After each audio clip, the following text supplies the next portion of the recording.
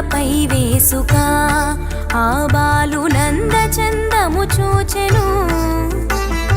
వసుదేవు పుత్రుడమ్మా ఈ బిడ్డ వైకుంఠవాసుడమ్మా, నవనీత చోరుడమ్మా